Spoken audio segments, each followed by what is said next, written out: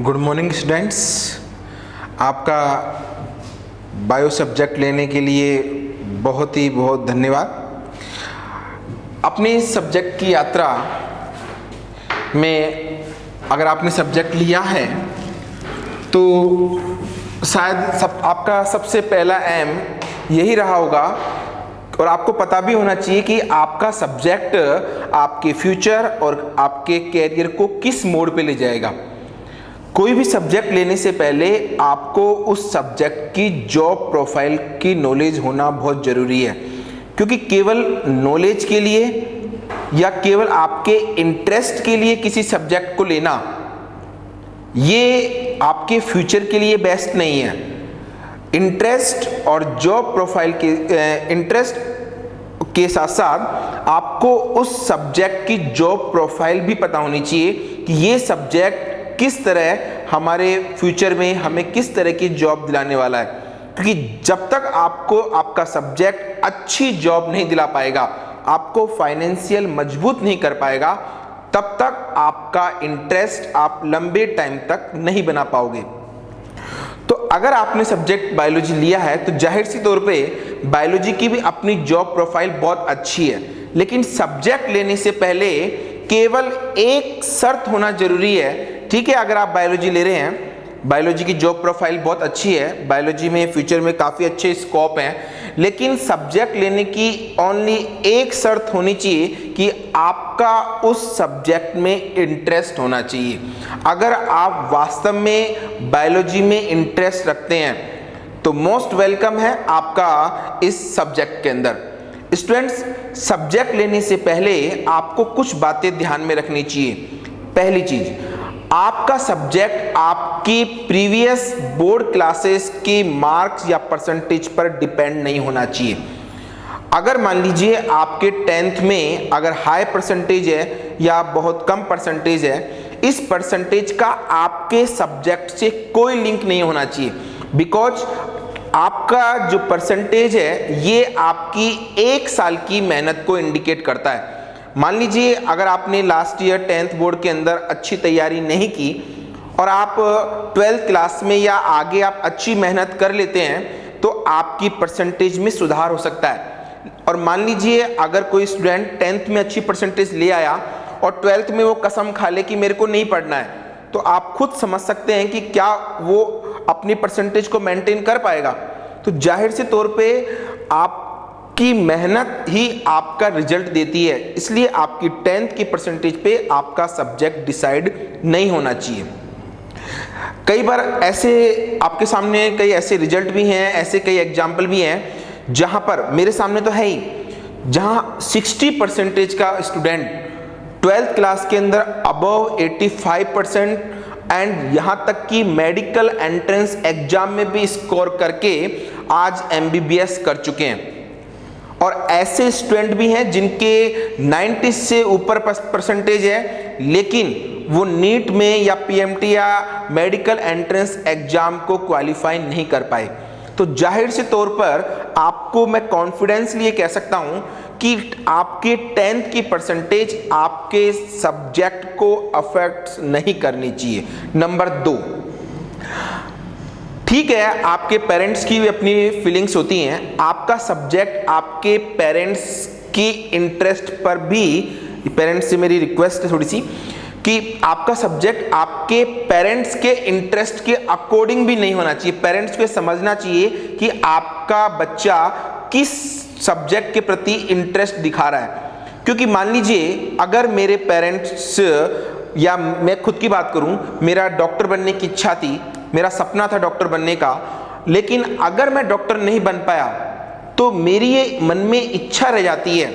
अगर आप parents psychology subject से रिलेटेड हैं तो आप इस चीज़ को बहुत अच्छी तरह समझ पाएंगे कि मेरी जो दमित इच्छा है डॉक्टर बनने की, वो मैं मेरे बच्चे में पूरी होते हुए देखना चाहता हूँ। और अगर बच्चे में इस सब्जेक्ट के लिए इंटरेस्ट नहीं है, बच्चा किसी और सब्जेक्ट में अगर इंटरेस्ट रखता है, तो जाहिर सी तौर पे है आप बच्चे के फ्यूचर के साथ खिलवाड़ कर रहे हैं। बच्चा जिस सब्जेक्ट में इंटरेस्ट नहीं रख रहा उसमें कोई अच्छा स्कोर नहीं कर पाएगा। हाँ, एक एक्सेप्शन केस हो सकता है कि कई बार बच्चे अपने पेरेंट्स की इच्छाओं को समझकर अपने पेरेंट्स की इच्छा, उनकी फीलिंग्स को समझकर उनको पूरा करने की इच्छा रखते हैं, तो ऐसी कंडीशन में बच्चा अपने पेरेंट्स के अकॉर्डिंग सब्जेक्ट ले सकता है। तीसरी चीज, मोस्टली बच्चे क्या होते हैं, अभी जैसे आप 10th एक चाइल्डहुड से निकलकर बाहर आए हैं, तो सबसे बड़ी प्रॉब्लम ये आती है कि बच्चे जो सब्जेक्ट लेते हैं वो अपने फ्रेंड्स या अपने क्लासमेट को देखकर लेते हैं। अगर मान लीजिए 5 बच्चों का ग्रुप है, 5 फ्रेंड्स हैं, अगर 4 ने मैथ ली है और एक का इंटरेस्ट बायो में है और वो बायो की क्लास में अकेला बैठता है, तो उसका मन कहीं ना कहीं अपनी फ्रेंडशिप की ओर अट्रैक्ट होता है और वो जाकर मैथ की क्लास में ही बैठने लग जाता है। अगर मान लीजिए कोई स्टूडेंट किसी दूसरी स्कूल में जा रहे हैं, किसी दूसरे इंस्टीट्यूट में जा रहे हैं, आप किसी दूसरे इंस्टीट्यूट में करा रहे हैं, तो बच्चा जाहिर के तौर पे एक बार आपको कहेगा कि मेरा इस इंस्टीट्यूट में समझ में नहीं आ रहा है, मुझे मेरे फ्रेंड के इंस्टीट्यूट में जाना है। तो थोड़ा सा स्टूडेंट्स या बच्चों, आप इस चीज को समझने की कोशिश करें, जिंदगी के पड़ाव में कोई भी आपके साथ नहीं जाएगा। आप मेरी बात को समझने की कोशिश करें। आप जिस सब्जेक्ट को चूज कर रहे हैं, बायोलॉजी, नेचर का एक फिनोमिना है। जिंदगी में कोई भी रिलेशन पूरे लाइफ टाइम हमारे साथ नहीं रहता।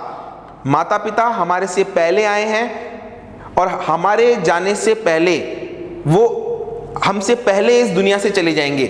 अगर आप भाई बहनों की बात करते हैं, या सॉरी अपने पार्टनर की बात करते हैं, अगर शादी की बात कर रहे हैं, तो पार्टनर आपको लाइफ के मिड में मिली है और हो सकता है कि एज के इक्विवेलेंट वो आपके साथ जाए, 1-2 साल का डिफरेंस नहीं बता रहा मैं, लेकिन आपको लाइफ के मिड में मिली है, पहले तो नहीं थी ना।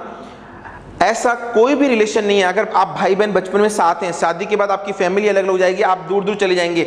मेरी बात को समझने की कोशिश करें। अगर आप फ्रेंड्स हैं, एक साथ पढ़ रहे हैं, एक क्लास में पढ़ रहे हैं, एक इंस्टीट्यूट में पढ़ रहे हैं, लेकिन जब आपकी जॉब लगेगी तब आपकी पोस्टिंग अलग अलग हो जाएगी, आप दोस्त लोग बिछड़ जाएंगे। और केवल इसी बात को लेके अगर आप अपने सब्जेक्ट ले रहे हैं, अपना इंस्टीट्यूट सेलेक्ट कर रहे हैं, तो कहीं ना कहीं आप अपने फ्यूचर से खिलवाड़ कर रहे हैं। तो मेरी पहली रिक्वेस्ट है, आप अपने फ्रेंडशिप को छोड़कर अपने इंटरेस्ट के साथ अपना सब्जेक्ट सेलेक्ट कीजिए। एक बात और, गलत सब्जेक्ट लाइफ में, यहां पर जो आपने सब्जेक्ट सेलेक्ट किया है, लाइफ में दोबारा बैक आने का ऑप्शन नहीं है। मैं आपको ये पहले और क्लियर कर दूं। अगर मैं आज सोचूं कि काश मैं मैथ ले लेता तो आज मैं ये बन जाता, मैं अच्छा इंजीनियर बन जाता, मैं सॉफ्टवेयर इंजीनियर बन जाता, तो मेरे पास बैक जाने का ऑप्शन नहीं है कि मैं वापस 11th में जाके वापस मैथ लूं। तो स्टूडेंट्स, पूछ लेना, आपके कभी कोई पेरेंट्स हो या आपके कोई बड़े भाई हो, आपने जो सब्जेक्ट चूज किया है, अगर आपने 11th 12th में सब्जेक्ट ले लिया तो हाँ, आपको एक बार ऑप्शन मिलेगा ग्रेजुएशन में जाने के बाद सब्जेक्ट चेंज करने का, लेकिन ग्रेजुएशन के बाद आपको लाइफ में बैक आने का ऑप्शन नहीं है। इसलिए सबसे मेन चीज है आपका सब्जेक्ट सिलेक्शन। इसलिए अपने सब्जेक्ट सिलेक्शन में आपको बहुत सोच समझ के अपना सब्जेक्ट लेना है। मैं ये नहीं कह रहा कि आप बायोलॉजी लें, मैं ये नहीं कह रहा कि आप मैथ लें। आपका सब्जेक्ट आपके वे ऑफ इंटरेस्ट के अकॉर्डिंग होना चाहिए। कुछ बच्चे कहते हैं सर मेरे को फोटोग्राफी में शौक है, सर मेरे को प्लेन उड़ाने का शौक है, सर मेरे को इसमें शौक है। बेटा, शौक अलग चीज होती है। यहां पर 2 चीजें होती हैं। एक होता है एकेडमिक में आपको अभी 11th और 12th की स्टडी करनी ही है। शौक अपनी जगह होता है, इंटरेस्ट अपनी जगह होता है, लेकिन एकेडमिक भी अपनी जगह होता है।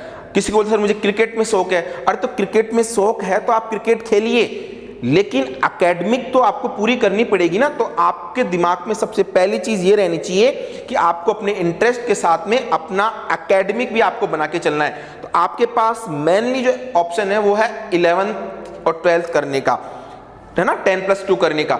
यहां पर आपको जो सब्जेक्ट ऑप्शन मिलते हैं, है ना, साइंस स्ट्रीम मिलती है, आपको कॉमर्स स्ट्रीम मिलती है, आर्ट स्ट्रीम मिलती है। मैं माफी चाहूंगा, मैं यहां पर केवल साइंस स्ट्रीम में केवल और केवल बायोलॉजी की बात करना चाहूंगा।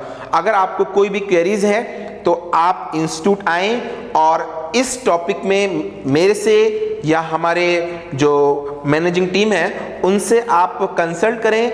हम पूरी तरह से आपके सब्जेक्ट सिलेक्शन में आपकी बहुत ज्यादा हेल्प करेंगे। अपन अपने सब्जेक्ट की तरफ आते हैं। आपने सब्जेक्ट चूज किया है बायोलॉजी, और मेरे ख्याल से कुछ स्टूडेंट सेलेक्ट कर चुके हैं कि हमको बायोलॉजी लेना है। अगर आप मेरा ये वीडियो देख रहे हैं तो मैं मानता हूं कि आपने चूज कर लिया है कि हमको बायोलॉजी लेना है। अगर कोई और स्टूडेंट भी इसे देख रहा है तो मोस्ट वेलकम। लेकिन एक बात और समझने की कोशिश करना है, कई बार बच्चे इस चीज में भी कंफ्यूज जाते हैं कि सर मैथ लूं या बायो लूं। ये कंफ्यूजन रहेगा, आपके दिमाग में नहीं है, आपने पूरी तरह से अपने माइंड को सेट कर लिया है कि मुझे बायोलॉजी लेना है तो बेस्ट है। लेकिन फिर भी मोस्टली स्टूडेंट कंफ्यूजन में रहते हैं कि सर मैं मैथ लूं या बायो लूं। बेटा इस दुविधा से, इस कंफ्यूजन से निकलने का बेस्ट ऑप्शन ये है कि आप सबसे पहले अपना फ्यूचर देखें, अपने फ्यूचर की एम्स या इच्छाएं देखें कि आप बनना क्या चाहते हैं और आपका सब्जेक्ट आपकी इच्छाओं को पूरा करता है नहीं। अगर आप पायलट बनना चाहते हैं, अगर आप इंजीनियर बनना चाहते हैं, अगर आप नेवी, एनडीए, एयरफोर्स में जाना चाहते हैं तो बायो आपकी इसमें इतनी हेल्प नहीं करेगी जितनी आपका मैथ सब्जेक्ट करेगा। और अगर आप मेडिकल लाइन से रिलेटेड हैं, आप रिसर्च फील्ड में जाना चाहते हैं तो उस सब्जेक्ट में, अगर आप नेचर से जुड़े रहना चाहते हैं तो उस सब्जेक्ट में आपका बायोलॉजी हेल्प करेगा। तो जाहिर सी तौर पे आप सबसे पहले अगर इस कंफ्यूजन में हैं तो आप अपना फ्यूचर या अपनी जॉब प्रोफाइल देखिए। नंबर 2, अगर आप इस चीज से भी अपने कंफ्यूजन से बाहर नहीं निकल पा रहे हैं तो आप एक चीज बता दूं, ऐसा कभी ना करें कि आप बायो की क्लास में बैठ जाएं, 5 दिन बायो पढ़ के देखें। एक दिन में तो आप किसी भी टीचर को, किसी भी सब्जेक्ट को जज नहीं कर सकते। आपको कम से कम 2-5 क्लासेस लेके देखनी चाहिए। पर मैं तो इसके भी अगेंस्ट हूं। अगर आप 5 दिन बायो की क्लास लेते हैं, 5 दिन फिजिक्स की क्लास लेते हैं, मेरा मानना यह है कि मान लीजिए आप मेरी क्लास में बैठे, मेरे पढ़ाने का पैटर्न कुछ इस तरह का है कि बच्चे मेरे सब्जेक्ट से, मेरे से इंटरेक्ट होते हैं, मेरे से अट्रैक्ट होते हैं, तो जाहिर से तौर पे उनको सब्जेक्ट इंटरेस्टिंग या अट्रैक्टिव लगेगा। अगर बच्चे मैथ की क्लास में बैठते हैं और मैथ का टीचर अगर सब्जेक्ट को इजी वे में पढ़ा रहे हैं और अट्रैक्टिव पढ़ा रहे हैं तो बच्चे को मैथ इजी लगेगा। अगर मैं सही तरह से नहीं पढ़ा पा रहा हूं तो आपको जाहिर से तौर पे आपको बायोलॉजी टफ लगेगी। बेटा पूरी जिंदगी भर तो मैं आपको बायो नहीं पढ़ाने वाला, पूरी जिंदगी भर तो कोई टीचर आपको एक ही क्लास में पूरी क्लास से नहीं पढ़ाने वाला। नेक्स्ट ईयर टीचर भी चेंज होगा ना। आगे जैसे जैसे आप हायर क्लास में जाते जाओगे वहां पर आपको सेल्फ स्टडी ज्यादा प्रेफरेंस देनी पड़ेगी। इसलिए टीचर या क्लास के बदौलत भी आप अपना सब्जेक्ट चूज करने से थोड़ा सा बचें। अब मैं आपको बताता हूं कि सबसे बेस्ट ऑप्शन क्या है। अगर आप मैथ क्लास में बैठे हैं और आपका मन बार बार बोल रहा है कि नहीं यार बायोलॉजी, नहीं यार बायोलॉजी, इसका मतलब आपका माइंड बायोलॉजी के लिए सेट है, जहां तक मेरा रिसर्च कहता है। और अगर आप बायोलॉजी की क्लास में बैठे हैं और मैथ आपको बुला रही है, मैथ आपका बार बार मन कह रहा है कि नहीं मैथ की क्लास, नहीं मैथ, नहीं मैथ, तो जाहिर सी बात है मेरा मानना यह है कि आपका माइंड मैथ के लिए सेट है। आप मैथ में जाकर मेहनत करें, मैथ में जाकर अपनी जॉब प्रोफाइल सर्च करें। अगर आपका माइंड मैथ की क्लास में बैठने के बाद बायो में आने के लिए तरस रहा है, बायो में आने के लिए अट्रैक्ट हो रहा है, तो आप बायो स्ट्रीम में बैठें और बायो सब्जेक्ट में मेहनत करें। बिना मेहनत आप कोई भी सक्सेस या कोई भी अचीवमेंट नहीं पा सकते। केवल सब्जेक्ट लेने से आप डॉक्टर बन जाएं तो ये गलत है। मेहनत तो आपको हर सब्जेक्ट में करनी है। अगर आप आर्ट्स लेते हैं, कॉमर्स लेते हैं, तो आपको वहां भी मेहनत करनी है। बिना मेहनत कुछ नहीं मिलने वाला। तो स्टूडेंट्स, अगर आपने आपका सब्जेक्ट बायोलॉजी लिया है तो आपको ये पता होना चाहिए कि आप अपने सब्जेक्ट में, इस सब्जेक्ट में क्या पढ़ने वाले हैं। तो इसको जानने से पहले आप इस सब्जेक्ट का मतलब समझिए। स्टूडेंट्स, बायो का मतलब होता है लाइफ। लाइफ को हिंदी में अपन कहते हैं जीवन। क्लियर? लॉजी एक ग्रीक वर्ड से मिलकर बना है जिसका नाम है लोगोस। मैं आपको पढ़ा नहीं रहा लेकिन मैं आपको सिखाना चाह रहा हूं। लोगोस को अगर आप इंग्लिश में ट्रांसलेट करें तो इसका मतलब होता है टू स्टडी, अध्ययन करना। तो ओवरऑल अगर हम बायोलॉजी का सेंस निकालें, मीन्स निकालें, तो what the means of biology? Study of life. Study of life means जीवन का अध्ययन। आप अपने सब्जेक्ट में किसका का अध्ययन करने वाले हैं। आप अपने सब्जेक्ट में जीवन का अध्ययन करने वाले हैं, लाइफ की स्टडी करने वाले हैं। What the means of life? Students, आप इतना तो समझते हैं कि अर्थ पर दो तरह की थिंग्स या वस्तुएं मिलती हैं, एक मिलती है सजीव और एक मिलती है निर्जीव या नॉन लिविंग। आप इतना तो समझ पा रहे होंगे कि सजीव या लिविंग के अंदर लाइफ प्रेजेंट होती है, लाइफ के कुछ कैरेक्टरिस्टिक्स होते हैं जो हम डिस्कस करेंगे।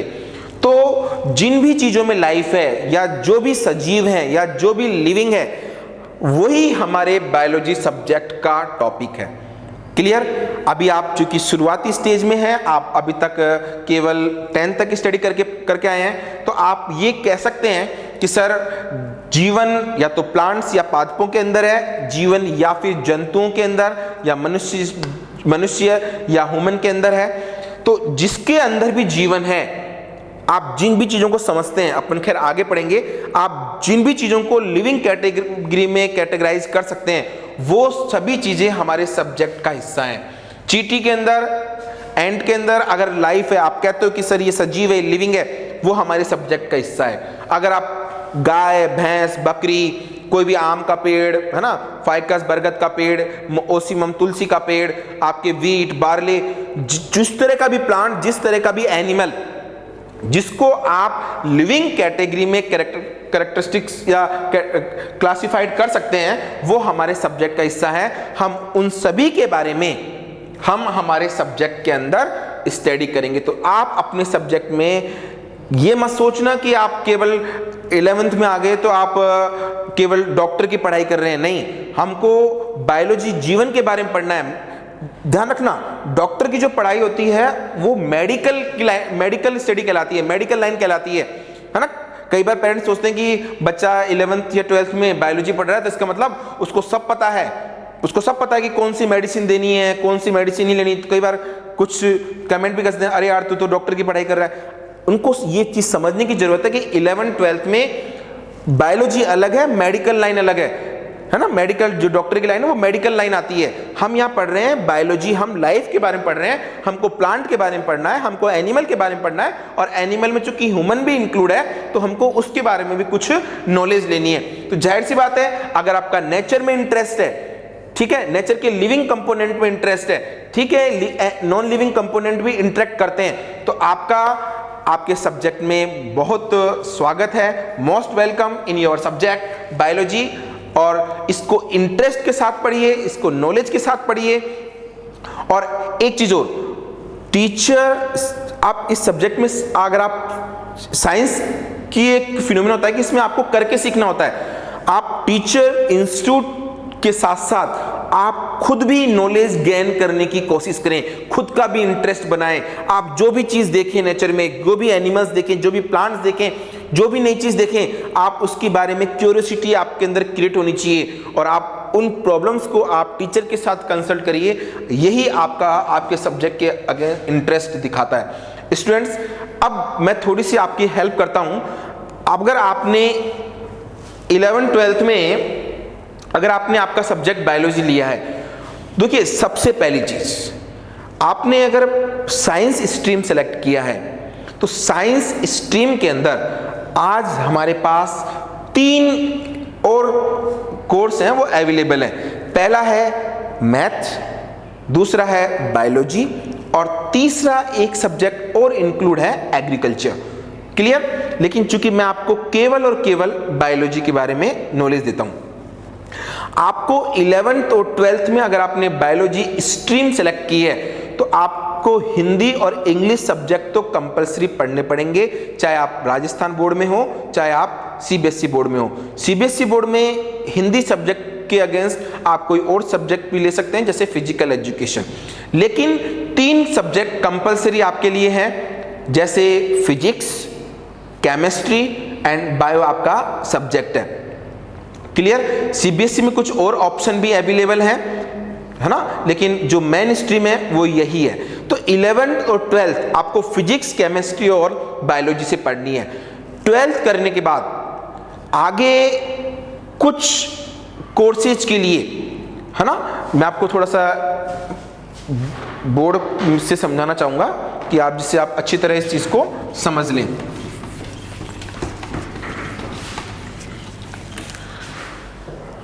स्टूडेंट, जैसे ही अगर आपने अभी 10th पास की है, 10th से आप 11th में आए हैं, ध्यान रखना दो तरह के सेशन होते हैं, एक तो एकेडमिक सेशन और एक होता है वोकेशनल सेशन। हम यहाँ एकेडमिक सेशन की बात करेंगे, यहाँ पर आपको स्टडी करनी है ना। वोकेशनल के अंदर उसके अंदर आपको जॉब प्रोफाइल के कोर्स कराए जाते हैं, लेकिन मेरा मानना है कि मैंने आपको पहले कहा है कि आपको एकेडमिक ज्यादा हेल्प करेगा, है ना। अभी इतनी क्या जल्दी है कमाने की, पहले आप नॉलेज तो लें, अच्छी नॉलेज लेंगे तो आप अच्छा कमा पाएंगे। अगर आप 11th में, अगर आप 11th-12th है ना, इसको सीनियर क्लासेस बोलते हैं, यहाँ पर आपको ठीक है कंपलसरी सब्जेक्ट जो आपके हिंदी है ना, इंग्लिश है, वो तो आपको पढ़ना पड़ेगा। साथ में आपको फिजिक्स, आपको केमिस्ट्री और ये बायोलॉजी तो आपको पढ़ना ही है। यहां पढ़ने के बाद 12th में आप सबको पता है आपका बोर्ड का एग्जाम होता है, और उस बोर्ड के एग्जाम के अकॉर्डिंग आपकी सीनियर की परसेंटेज डिसाइड होती है कि आपकी क्या परसेंटेज बनने वाली है। क्लियर? उसके बाद आपकी एक जिसे अपन बोलते हैं बैचलर डिग्री,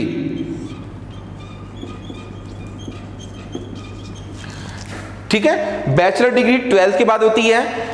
कुछ सब्जेक्ट के लिए ये 3 इयर्स की होती है और कुछ के लिए 4 इयर्स की होती है।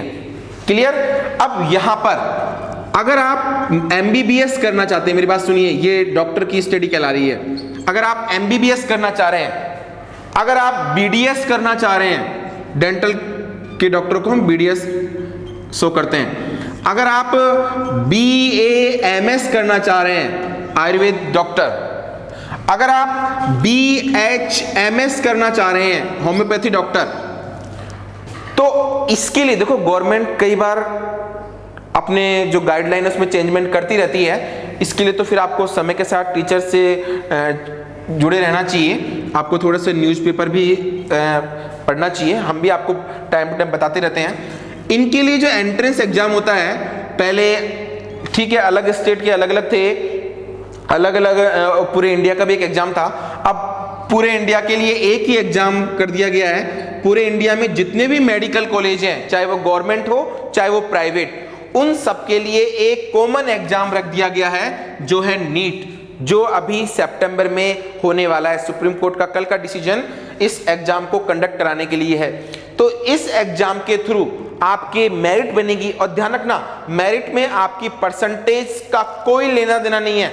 50% का स्टूडेंट भी नीट का एग्जाम दे सकता है, 95% का स्टूडेंट भी नीट का एग्जाम दे सकता है। लेकिन मेरे कहने का मतलब ये है, अगर आप, और इसमें सिलेबस क्या होता है आपका, ये 11th-12th का सिलेबस, अगर आप इसको अच्छी तरह पढ़ लेते हो तो आप 12th के साथ ही सिलेक्ट हो सकते हो। एक चीज और दिमाग में डाल लेना, वो टीचर को मैं, उन टीचर्स को मैं बिल्कुल सही नहीं मानता जो ये कहते हैं कि नहीं आपको 12th के बाद ड्रॉप करना चाहिए। नहीं, 12th के साथ सिलेक्ट होने की प्रोबेबिलिटी 90% होती है।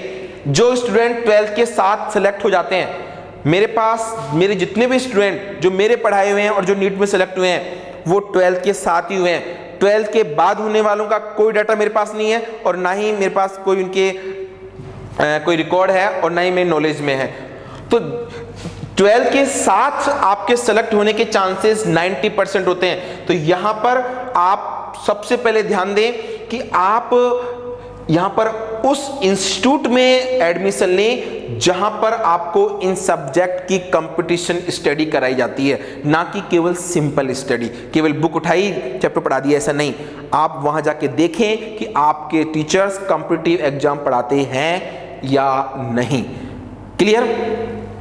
अगर मैं मेरे इंस्टीट्यूट की बात करूं तो आपका मोस्ट वेलकम है, आप आइए, पढ़िए, और जहां तक मेरा मानना है एक बार कदम रखने के बाद स्टूडेंट पूरी तरह से सेटिस्फाई होता है ना।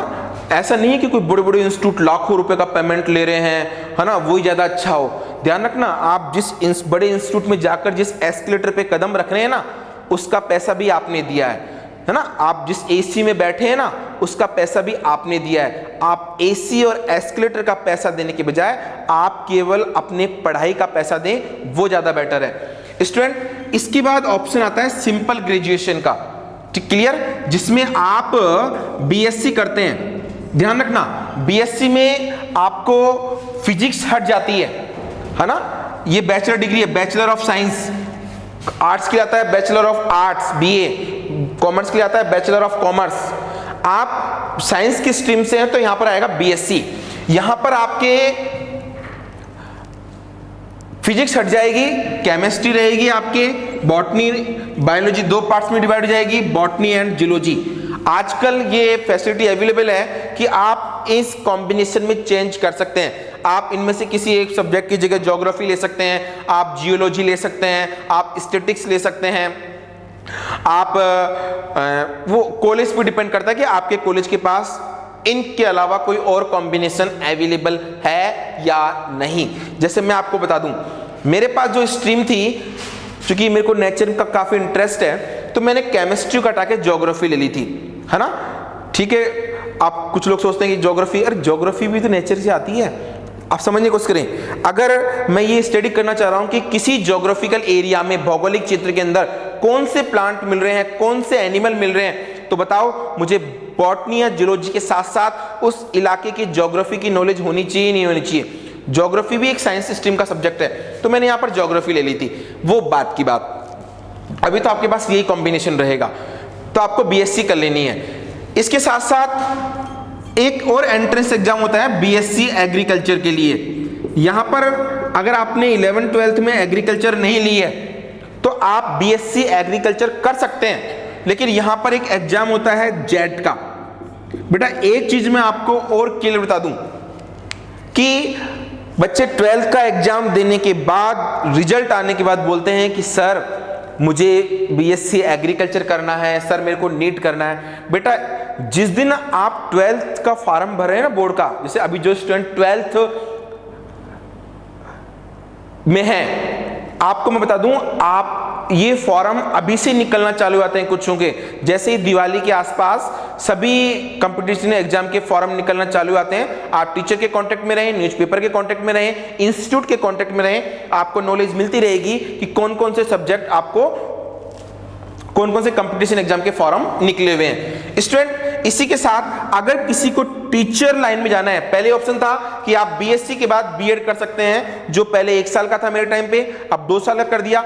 लेकिन गवर्नमेंट की नई गाइडलाइन के अकॉर्डिंग अब आप बीएससी बीएड, मैं केवल साइंस स्ट्रीम की बात कर रहा हूं, बीएससी बीएड ये 4 साल का एक इंटीग्रेटेड कोर्स है, मतलब मिला के 3 साल की बीएससी 2 साल की बीएड, पर गवर्नमेंट ने इसको इंटीग्रेटेड कर दिया, 4 साल का ये बना दिया। मतलब 1 साल की तैयारी आप इस बीएससी के साथ ही कर पाएंगे। लेकिन इसके लिए भी एक एग्जाम होता है पीटीईटी, क्लियर। और स्टूडेंट्स एक चीज और, एक मैथ वाले एनडीए के एग्जाम देते हैं, लेकिन श्योर नहीं हूं, श्योर तो हुई, आर्मी में जाने के लिए भी सीडीएस का एग्जाम होता है। तो आप आर्मी लाइन में जाने के लिए भी आप, हाँ, अपनी स्ट्रीम भी चेंज कर सकते हैं, है ना आप। लेकिन मैं तो किल साइंस की बताऊंगा आपको, क्यों पहले से नेगेटिव आपको बताऊं मैं आपको। तो आपके पास ये ऑप्शन है, इसके अलावा और भी ऑप्शन है आपके पास, है ना। आप कहेंगे सर मैं बैंक में कैसे जाऊं, सर मैं इस के जाऊं, तो देखो गवर्नमेंट के जितने भी एग्जाम होते हैं, है ना, किसी भी वैकेंसी, किसी भी जॉब के लिए, तो कुछ तो होते हैं 10th पास, है ना, पर कुछ होते हैं 12th के पास, कुछ होते हैं ग्रेजुएशन के बाद में, जैसे आईएएस आरएएस, है ना। एक ग्रेजुएशन के बाद में और एग्जाम होता है आईएफएस, इंडियन फॉरेस्ट्री सर्विस, है ना। आईएएस के साथ ही इसका प्री का एग्जाम होता है। इसके बाद आप मेडिकल लाइन में एमडी एमएस जो भी करना चाहें, पीजी कर सकते हैं। बीएससी के बाद आप एमएससी कर सकते हैं। एमएससी के लिए आपको अब एक सब्जेक्ट चूज करना पड़ेगा, क्लियर। और बीएससी बीएड करने के बाद आप फर्स्ट ग्रेड के टीचर, सेकंड ग्रेड के टीचर बन सकते हैं। एमएससी करने के बाद आप फर्स्ट ग्रेड के टीचर बन सकते हैं। एमएससी के बाद पीएचडी भी की जा सकती है। सबसे अच्छा, और गर्ल्स के लिए मैं सबसे अच्छा ऑप्शन मानता हूं कि अगर आप एकेडमिक लाइन से जुड़ी रहें और आप एमएससी भी करें, एमएससी करने के बाद आप पीएचडी करें, आपके बॉटनी, जूलॉजी या केमिस्ट्री जो भी सब्जेक्ट हैं, आपकी एकेडमिक लाइन बहुत ही स्ट्रांग हो जाएगी। तो स्टूडेंट ये ऑप्शन है आपके लिए। अगर आप इसके साथ ही एक आर्मी के अंदर भी एक एग्जाम लेती है army, AFMC, arm forces medical science, इसका भी एंट्रेंस एग्जाम होता है। इसके बाद एम्स का एंट्रेंस एग्जाम होता है। तो ये कुछ ना MBBS डिग्री के लिए है, लेकिन एम्स सेंट्रल गवर्नमेंट के जो मेडिकल कॉलेज हैं उनके लिए एग्जाम होता है, आर्मी के जो मेडिकल कॉलेज हैं उनके लिए AFMC का एग्जाम होता है।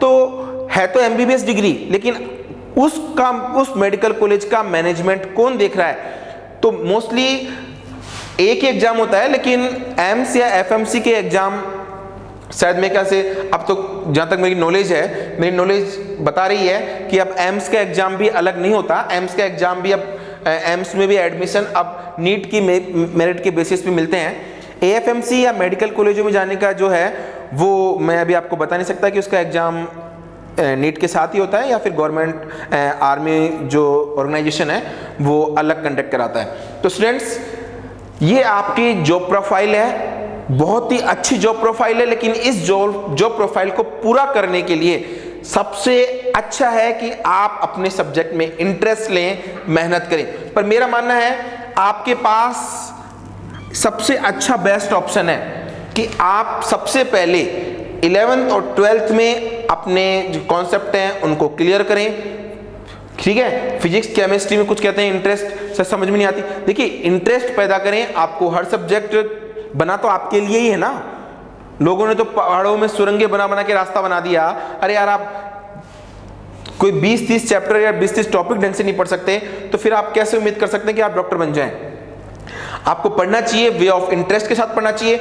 आपका केवल और केवल एक ही टारगेट होना चाहिए भी, क्या? कि आपको नीट क्वालिफाई करना है, बस। बाकी रास्ते अपना आप खुलते जाएंगे, है ना। सफलता एक साथ नहीं मिलती, सक्सेस एक साथ नहीं मिलता, सक्सेस स्टेप बाय स्टेप आपको लेना आना चाहिए। तो आपका पहला स्टेप क्या है? आपके 12th में स्कोर करना, आपके 10th में जितनी परसेंटेज बनी है उससे ज्यादा स्कोर करना। अगर आपके 10th में अबव 90 है उससे भी ज्यादा स्कोर करना, या आपकी परसेंटेज को मेंटेन करना। एक बात और समझ लेना, 10th की परसेंटेज, 10th तक की स्टडी अलग है, 11th और 12th की स्टडी अलग है। 12th के दम पर अगर आपकी 90 परसेंटेज बन गई तो आप ओवर कॉन्फिडेंट ना हो, और आपकी अगर कम परसेंटेज बनी है तो आप होपलेस भी ना हो। 10th की परसेंटेज कोई मायने नहीं रखती, यहां तक कि मैं तो स्टूडेंट से उनकी 10th की परसेंटेज पूछता भी नहीं हूं। कारण क्या है? अगर मेरे पास कोई स्टूडेंट आके बैठा है तो मेरे लिए वो जीरो है बिल्कुल नॉलेज में, मुझे उसको जीरो से सिखाना है। अरे उसको कुछ अगर आता होता, अगर उसको नॉलेज होती तो वो मेरे पास आके क्यों बैठता?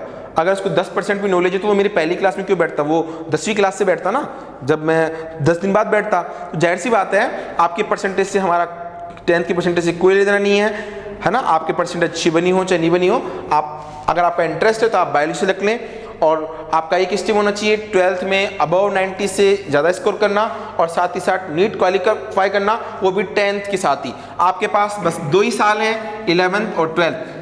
क्लियर? आप अच्छे इंस्टीट्यूट का सिलेक्शन करें, हमारे इंस्टीट्यूट में आपका स्वागत है। आप पढ़ के देखिए, पूरी उम्मीद के साथ कह सकता हूँ, एक बार आप अगर इंस्टीट्यूट में आकर स्टडी करते हैं, हमारी फैकल्टी से पढ़ते हैं, तो जाहिर सी बात है आप निराश नहीं होंगे। इस जर्नी के अंदर आपको हमारे साथ चलने में मज़ा आएगा, हमको भी अच्छा लगेगा कि आप हमारे साथ हैं, है ना।